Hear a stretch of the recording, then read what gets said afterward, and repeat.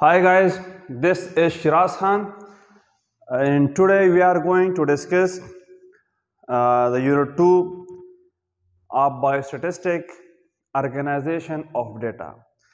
Organization of Data को हम आज डिस्कस करते हैं. Organization of Data है क्या? Why it is important to organize data?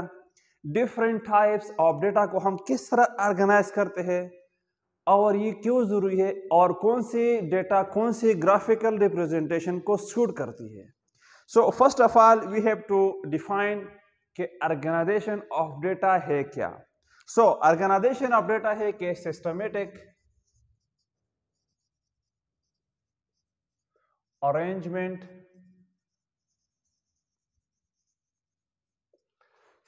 Arrangement of collected information. Whatever जो आपके पास कलेक्टेड इंफॉर्मेशन है, जो रॉ मटेरियल है, जो आपके पास कलेक्टेड इंफॉर्मेशन, इसको हम रॉ मटेरियल्स भी कह सकते हैं. आपके पास जो कलेक्टेड इंफॉर्मेशन है, जब आप उसकी सिस्टमेटिकली अरेंजमेंट करते हैं, किस लिए करते हैं? That data become easy to understand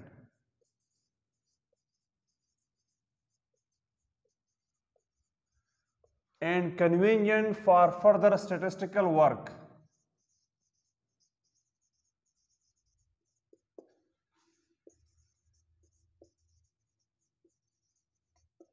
Further statistical work. So organization of data क्या है? Systematic arrangement of collected information. ये हमारे पास organization of data है. Why organization of data is important? Because the data become easy to understand and convenient for further statistical work. आपके पास बहुत सारे students हैं जिन्होंने आउट ऑफ 100 मार्क्स लिए हैं. इसमें मिसाल के तौर पर बाज लोगों ने 55 लिए हैं. इस तरह 14 स्टूडेंट ने 55 लिए हैं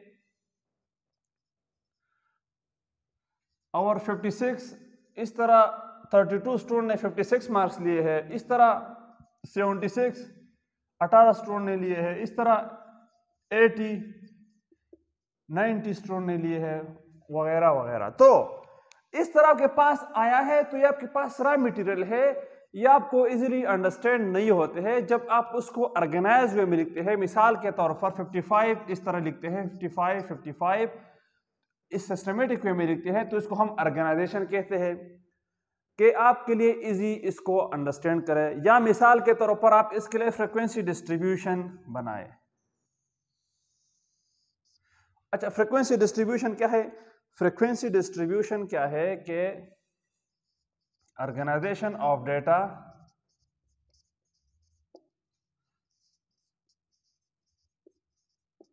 इन टेबल फॉर्म. कौन सा डेटा? जो कलेक्टेड इंफॉर्मेशन है या रॉ मटेरियल है. इन table form using classes and frequencies. Classes और फ्रीक्वेंसी को जब आप यूज करते हैं, मिसाल के तौर पर ये आपका क्लास आ गया कि 55 मार्क्स कितने स्टूडेंट्स ने लिए हैं, मिसाल के तौर पर 14. ये आपके पास फ्रीक्वेंसी आ गया कि 76 मार्क्स कितने स्टूडेंट्स ने लिए हैं, 18. 80 मार्क्स कितने स्टूडेंट ने लिए हैं, 18. तो ये आपके पास 80. तो ये आपके पास क्या गया? एक टेबल आ गया जिसमें आपके पास क्लासेस है, जिसमें आपके पास फ्रीक्वेंसीज है. तो उसको हम क्या कहते हैं? Frequency distribution.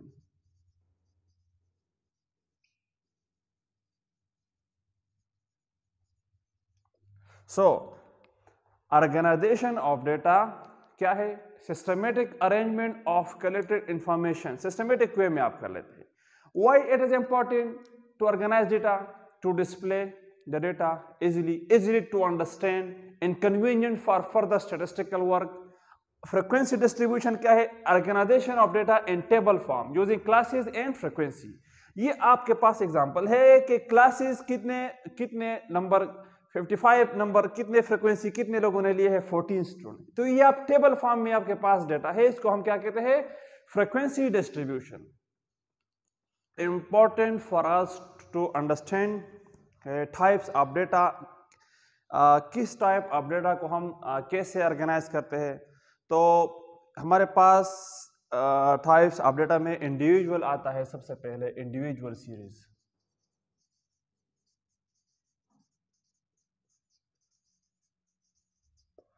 इंडिविजुअल और फिर हमारे पास डिस्क्रीट है और कंटिन्यूस है। इंडिविजुअल रॉ मटेरियल या raw data presented individually in form of series। मिसाल के तौर पर स्टूडेंट्स जो कि मार्क्स लिए है, following students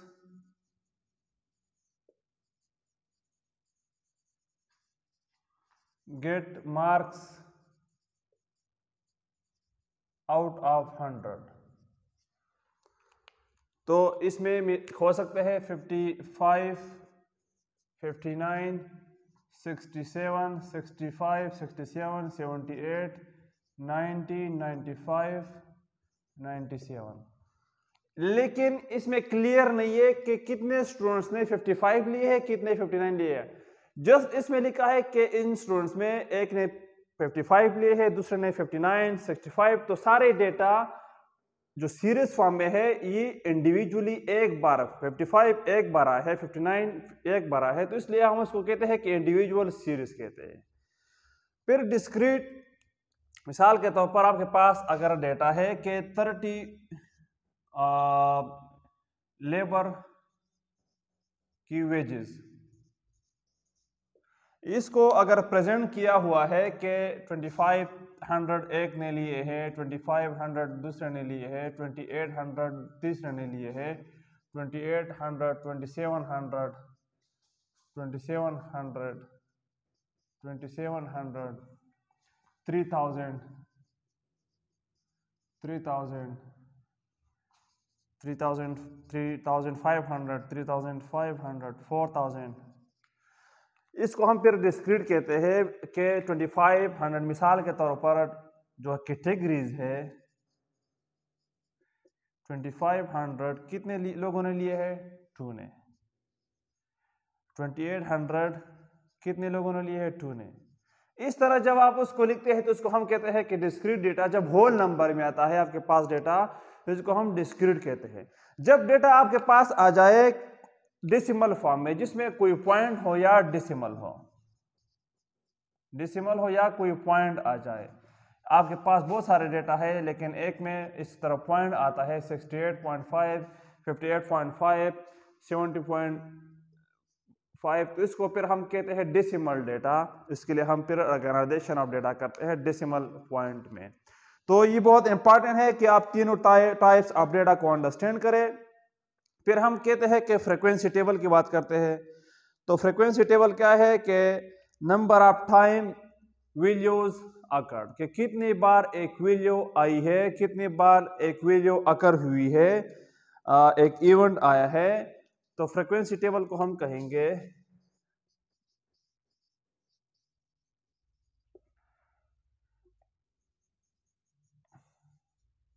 number of times value or event आकर, इसको हम कहते हैं फ्रीक्वेंसी टेबल। मिसाल के तौर पर ये आपके पास फ्रीक्वेंसी टेबल है।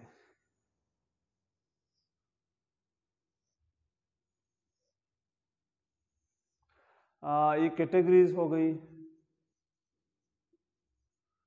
हम टेल यूज करते हैं इसके लिए, और फ्रीक्वेंसी। कैटेगरीज में हमारे पास रेड कलर कितने बार है 5 बार है, तो 5 के लिए हम टेल यूज करते हैं 1 2 3 4 और 5। येलो कैटेगरी में कितने हैं 1 2 6 है, 1 2 3 4 5 5 6। और फिर ब्लू में 7 है, 3 4 5 6 7। तो इस तरह हम इसको क्या कहते हैं, frequency table.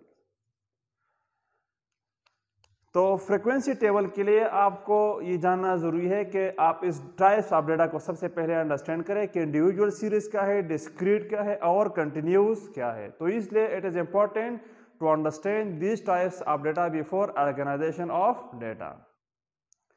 So now we are going to draw frequency table for discrete data. हम फ्रीक्वेंसी टेबल बनाएंगे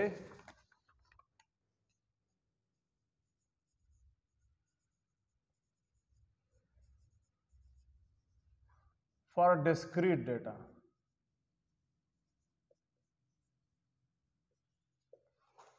अगर हमारे पास रॉ मटेरियल है स्टडी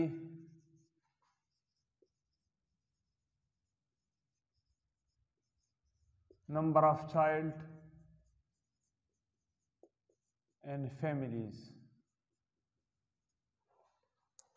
हमारे पास है अगर इस तरह 3 4 1 3। सो ऑर्गेनाइजेशन के लिए फ्रीक्वेंसी टेबल बनाने के लिए the very first step is to arrange data in ascending order. आप इसको क्या करेंगे, स्टेप 1 क्या है, ascending order.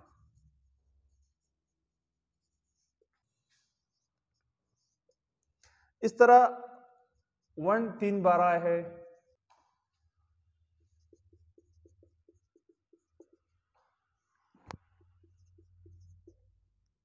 The very first step is organisation of data. आपने उसको असेंडिंग ऑर्डर में लिख दिया। तो असेंडिंग ऑर्डर के बाद आपके पास सेकंड स्टेप क्या है कि ड्रॉ फ्रीक्वेंसी टेबल। स्टेप 2 क्या है, ड्रॉ फ्रीक्वेंसी टेबल।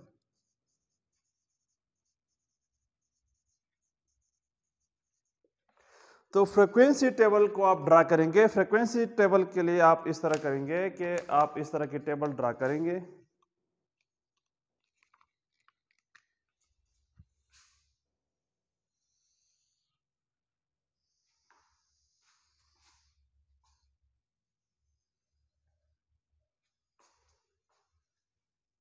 है कि number of child, number of children, frequency, relative frequency, cumulative frequency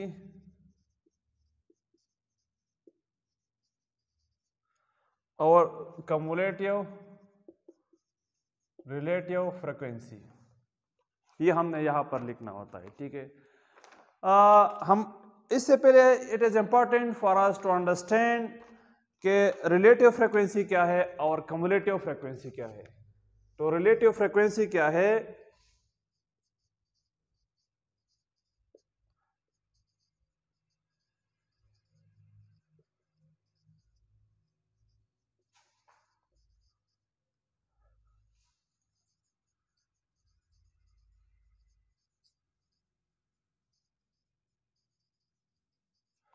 और cumulative फ्रीक्वेंसी क्या है।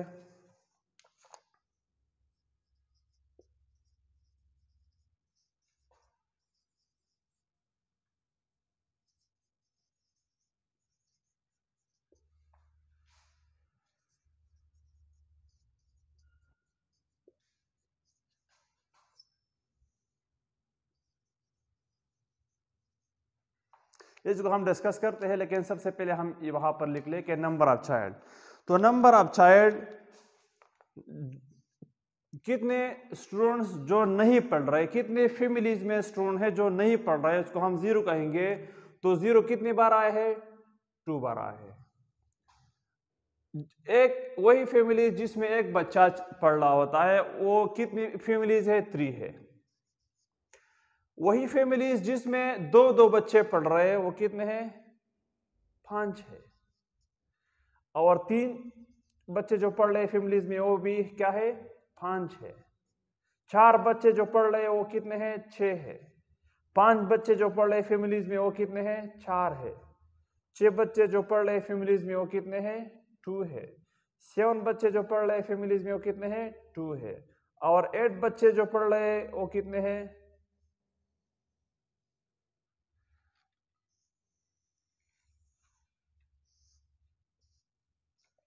वो कितने हैं 1 है।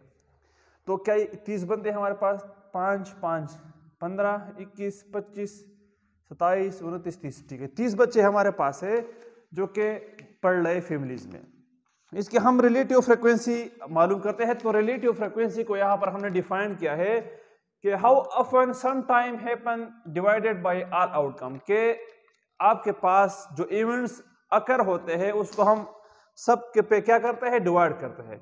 तो यहाँ पर हमारे पास रिलेटिव फ्रीक्वेंसी क्या है 2 है। 2 को हम डिवाइड पे करेंगे ऑल आउटकम पे। ऑल हमारे पास कितने फैमिलीज है 30 है। यहाँ पर 3 बच्चे पर फैमिलीज पढ़ रहे हैं तो हम उसको 30 पे डिवाइड करेंगे। यहाँ पर 5 पढ़ रहे हैं तो उसको हम 30 पे डिवाइड करेंगे और 2 को 30 पे डिवाइड करेंगे। 2 अगेन 30 पे डिवाइड करेंगे और 130। तो रिलेटिव फ्रीक्वेंसी ये है कि वही इवेंट्स को जितने टाइम अकर होता है इसको आप ऑल आउटकम पे क्या करते हैं डिवाइड करते हैं। अब कम्युलेटिव फ्रीक्वेंसी क्या है कि द सम ऑफ क्लासेस जो आप क्लासेस है जो आप इसको सम करते हैं वे ऑफ इट्स प्रेसिडर वही क्लासेस जो यहाँ पर अपीयर होते हैं उसको आप इससे पहले वाली क्लास के साथ क्या करते हैं सम करते हैं। तो यहाँ पर इससे पहले प्रेसिडर क्लास नहीं है तो यहाँ पर कम्युलेटिव फ्रीक्वेंसी अगेन क्या आएगा 30 आएंगे।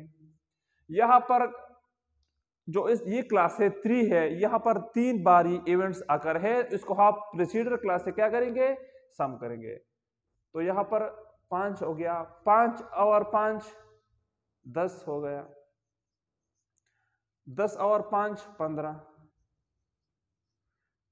15 और 6 21 21 और 29 29 और 30। तो यहाँ पर क्या आना चाहिए 30 आना चाहिए। तो जब आप इसकी उसको निकालते हैं कम्युलेटिव रिलेटिव फ्रीक्वेंसी को निकालते हैं जब आप उसको 2 को 30 पे डिवाइड करेंगे तो क्या आएगा। जब आप 2 को 30 पे डिवाइड करते हैं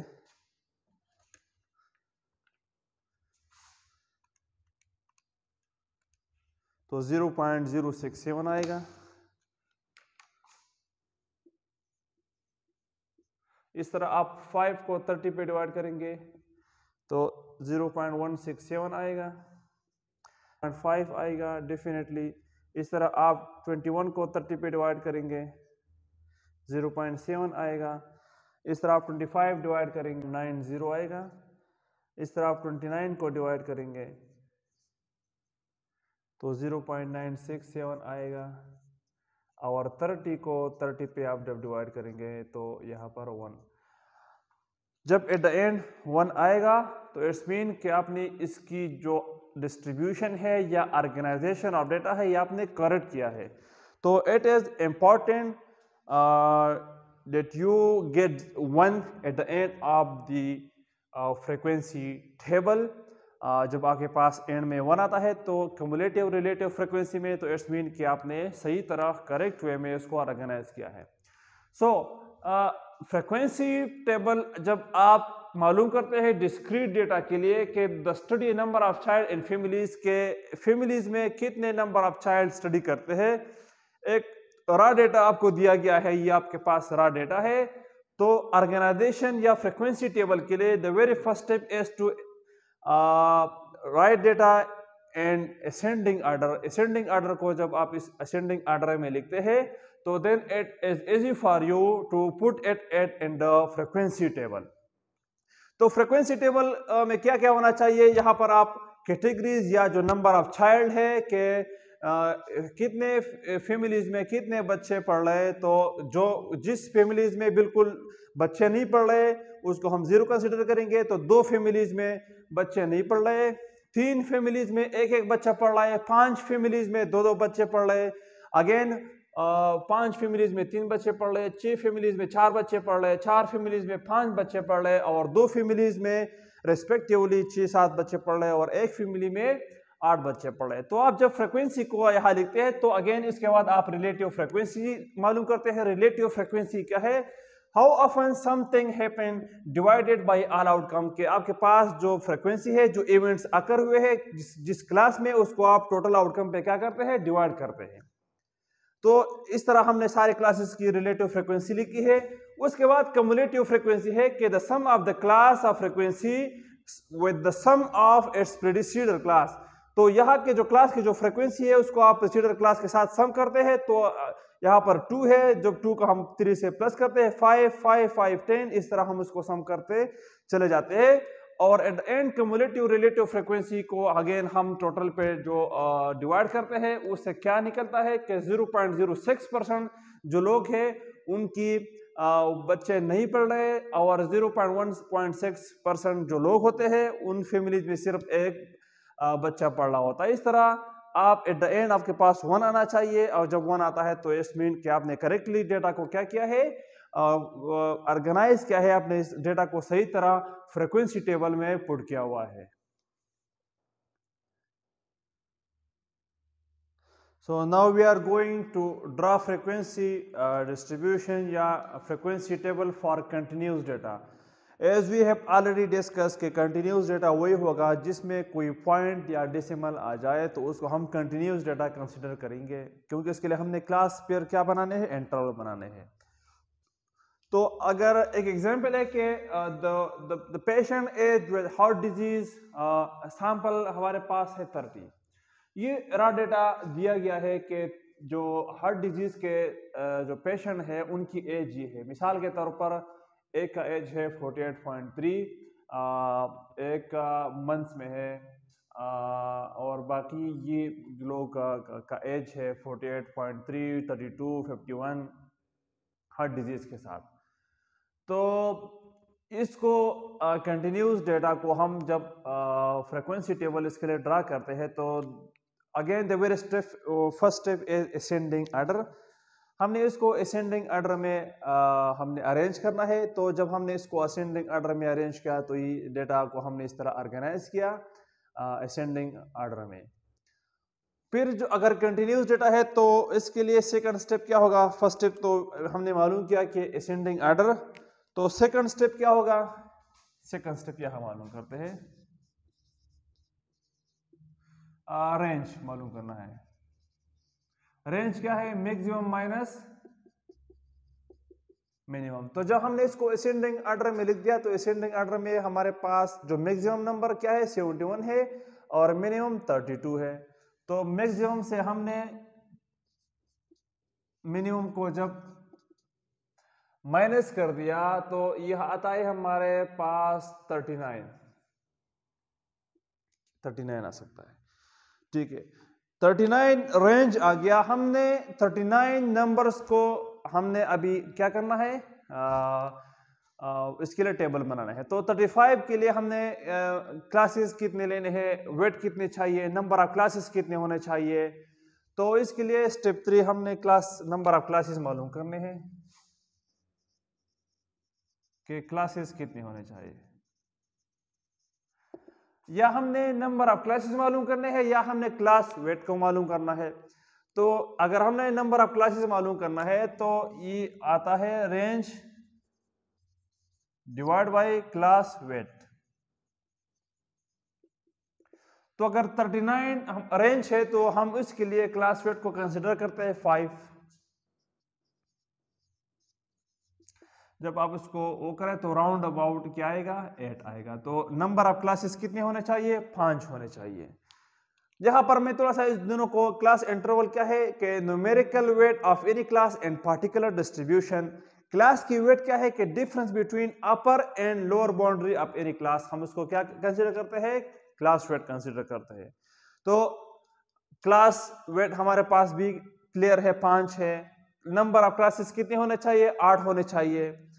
तो अभी हम एक टेबल को ड्रा करते हैं इसके लिए।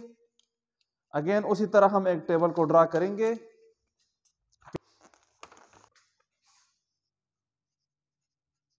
क्लास लिमिट या एज इन ईयर्स,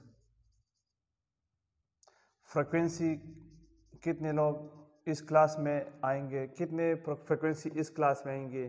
फिर हम इसके लिए again relative frequency, cumulative frequency और कम्युलेटिव रिलेटिव फ्रीक्वेंसी मालूम करने हैं, just we have already discuss. तो यहाँ पर क्लास वेट 5 है और 8 क्लासेस होने चाहिए, तो 8 क्लास हमारे पास है, 1 2 3 4 5 6 7 8 क्लासेस होंगे। वेट क्या होगा, 5 होगा। तो सबसे पहले कहाँ से शुरू होता है, 32 और इसके साथ 5 ऐड करें तो क्या आएगा, 37। तो वेट 5 है, तो जब हम 32 को कंसिडर करेंगे तो हम 37 को यहाँ पर कंसिडर नहीं करेंगे। इस तरह 36 तक हम काउंट करेंगे। इस तरह फिर 37 से लेकर हमारे पास 42 आएगा, इसमें भी वेट भी 5 आता है। फिर 57 67 और 67 से 72 कि इस क्लास में हम यहाँ पर 42 को काउंट नहीं करेंगे, 47 को। अगर हम इसको यहाँ पर काउंट करते हैं लोअर बाउंड्री में, तो हमने इसको अपर बाउंड्री में फिर काउंट नहीं करना है। तो 32 और 37 के दरमियान कितने फिगर है, 1 2 3। तो यहाँ पर हम फ्रीक्वेंसी में क्या लिखेंगे, 3 लिखेंगे। इस तरह यहाँ पर 2 आएगा, यहाँ पर 3 आएगा, 42 और 4 आएंगे। ये फ्रीक्वेंसी आ गए। अब रिलेटिव फ्रीक्वेंसी आप जानते हैं कि the number of event occur divide by total outcome. तो 3 को हम यहाँ पर डिवाइड करेंगे, टोटल कितने हैं, 30 है। 2 डिवाइड बाय 30, इस तरह 3 डिवाइड बाय 30। इस तरह का हम 4 को 30 पे डिवाइड करेंगे और अगेन 40 को 30 पे डिवाइड करेंगे। इस तरह अगर हम इसकी डिवाइड करें, 3 को 30 पे डिवाइड करें तो क्या आएगा, 0.1। आप इसको कैलकुलेट कर सकते हैं कैलकुलेटर के जरिए। 2 को जब हम डिवाइड करते हैं 0.134 और 0.134 आएंगे। कम्युलेटिव फ्रीक्वेंसी अगेन यहाँ पर 3 आएगा, 3 और इसको हम प्रीसीडिंग 2 को हम प्रीसीडिंग के साथ ऐड करें तो 5 और 3 8 4 12 7 19 22 26 और 30। जब आप इसकी कम्युलेटिव रिलेटिव फ्रीक्वेंसी को मालूम करते हैं तो 33 को आप 30 पे डिवाइड करेंगे, अगेन 0 पॉइंट क्या आएगा, 1 आएगा। 5 को आप 30 पे डिवाइड करेंगे तो 0 पॉइंट क्या आएगा, 6 आएगा, 0.167 आएगा। जब आप 8 को डिवाइड करेंगे 30 पे तो 0.267। जब आप 12 को 30 पे डिवाइड करेंगे तो 0.367। जब आप 19 को 30 पे डिवाइड करते हैं तो 0.633। इस तरह आप 26 को 30 पे डिवाइड करेंगे तो 0.86 आएगा। जब आप 22 को डिवाइड करते हैं तो 0.7। तो अगेन आपके पास एट द एंड 1 आ गया, तो इट्स मीन आपने अपनी डिस्ट्रीब्यूशन करेक्टली किया है। तो कंटिन्यूस डेटा कौन सी डेटा है जिसमें यहाँ पर पॉइंट आ गया, यहाँ पर भी डेसिमल आ गया, तो इसको हम कंटिन्यूस डेटा कहते हैं।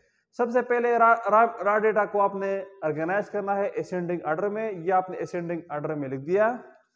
स्टेप 2 आपने रेंज मालूम करना है, मैक्सिमम माइनस मिनिमम, क्या आपको अंदाजा हो जाए कि कितनी डेटा को हमने पुट करना है टेबल में। तो 39 हमारे पास रेंज आ गया। उसके बाद या तो आपने नंबर ऑफ क्लासेस मालूम करने हैं या वेट मालूम करने हैं। अगर क्लासेस मालूम करने हैं तो आपने रेंज पे क्लास वेट को डिवाइड करना है। 39 रेंज है, हमने क्लास वेट को 5 कंसिडर किया है, तो क्लास नंबर ऑफ क्लासेस 8 आ गए। यहाँ पर हमारे पास क्लासेस 8 हो गए, इसके दरमियान जो वेट है वो 5 है। तो जब हमने इस डेटा को यहाँ पर क्लास लिमिट में हमने यहाँ पर पुट कर दिया, फिर हमने इसकी फ्रीक्वेंसी निकाल ली, तो इस क्लास में 3 फ्रीक्वेंसी है, इस क्लास में 2 है रेस्पेक्टिवली। इस तरह रिलेटिव फ्रीक्वेंसी हमने इसका मालूम कर दिया, फिर हमने कम्युलेटिव कर दिया, फिर हमने कम्युलेटिव रिलेटिव फ्रीक्वेंसी मालूम कर दिया। एट द एंड हमारे पास क्या आ गया, 1 आ गया। तो it's mean we have organized the data correctly. So now we are going to discuss diagram and statistic. जिस तरह हमने बात की है कि ऑर्गेनाइजेशन ऑफ डेटा, तो ऑर्गेनाइजेशन ऑफ डेटा जब हम उसको टेबल फॉर्म में करते हैं, या उसके लिए हम डायग्राम यूज़ कर सकते हैं। जो टेबल फॉर्म में हमने already discrete value, continuous data को हमने उसके लिए फ्रीक्वेंसी टेबल बनाए।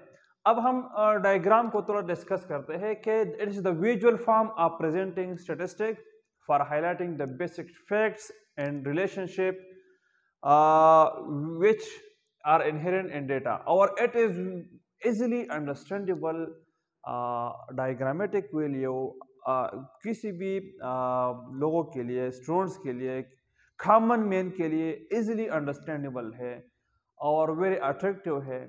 easily एक कॉमन मैन इसको अट्रैक्ट कर सकता है, easily अंडरस्टैंड हो सकता है किसी भी के लिए।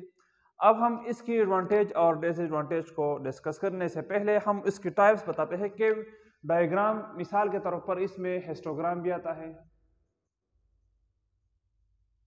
जिस तरह हम इसको कंटिन्यूस डेटा के लिए यूज करते हैं, इसके लिए हम एक्स और वाई यूज करते हैं।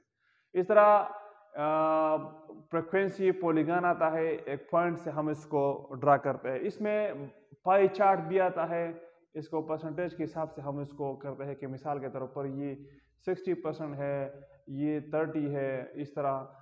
तो different type of diagram statistic में है, वी विल डिस्कस इट। और कौन से डायग्राम कौन से टाइप ऑफ डेटा में यूज होते हैं। मिसाल के तौर पर हिस्टोग्राम है तो ये कंटिन्यूस डेटा के लिए यूज होता है, तो हम इसको डिस्कस करेंगे। एडवांटेज क्या है कि इजीली अंडरस्टैंडेबल है। डायग्राम क्या है? Easily understandable for common man,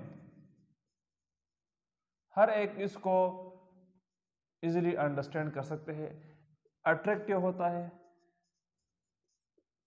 आपके पास अगर इस तरह की डेटा है, रॉ मटेरियल है या रॉ फॉर्म में डेटा है, अगर आप उसको जब ग्राफिकल रिप्रेजेंटेशन बनाते हैं तो it become more attractive for individual, quick to grasp. आप इजीली इसको ग्रेस्प कर सकते हैं, आप इजीली इसको अंडरस्टैंड कर सकते हैं। सो टाइप्स ऑफ विजुअल डायग्राम, इसमें एक हिस्टोग्राम है। तो हिस्टोग्राम क्या है कि it is a graph that display the data by using continuous vertical bars unless the frequency class is zero. इस तरह की ये कंटिन्यूअस वर्टिकल बार्स होते हैं, एक दूसरे के साथ कंटिन्यू होते हैं, इसको हम हिस्टोग्राम कहते हैं। इसमें हम it is use for continuous और डिस्क्रीट डेटा के लिए हम यूज करते हैं, कंटिन्यूअस और डिस्क्रीट डेटा के लिए। तो इसलिए ये एक दूसरे के साथ कंटिन्यू होते हैं और वर्टिकल बार्स होते हैं। इसमें क्लास है, मिसाल के तौर पर इस क्लास में फ्रीक्वेंसी क्या है? 2 है। यहाँ पर इस क्लास में, क्लास 1 में कितने फ्रीक्वेंसी है? 2 है।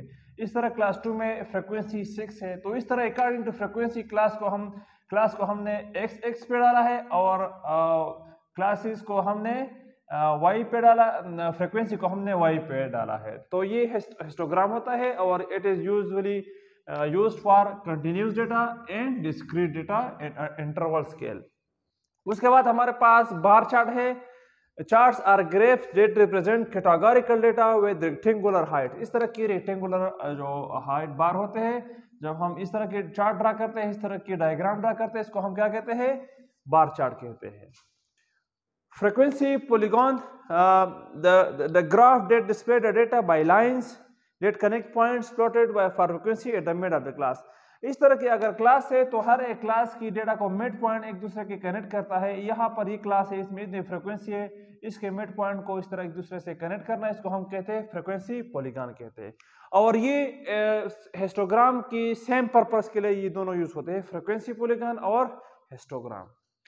फिर पाई चार्ट आता है। इस तरह सर्कुलर स्टैटिस्टिकल ग्राफ होता है विच डिवाइडेड इनटू स्लाइसेस। इस तरह के स्लाइस में डिवाइड होता है टू इलस्ट्रेट न्यूमेरिकल फॉर्म के कितनी परसेंटेज ऑफ डेटा है। और it is used for categorical और नॉमिनल डेटा। ये कौन सी डेटा के लिए यूज होता है? कैटेगोरिकल और नॉमिनल डेटा के लिए। सो ये इंपॉर्टेंट है कि आप इसको अंडरस्टैंड करें कि हिस्टोग्राम डिस्क्रीट और कंटिन्यूस डेटा के लिए यूज होता है और पाई चार्ट कैटेगोरिकल और न्यूमेरिकल डेटा के लिए यूज होता है। सो ये टाइप्स है ग्राफिकल, विजुअल इन स्टैटिस्टिक में कि histogram, bar chart, frequency polygon और पाई चार्ट।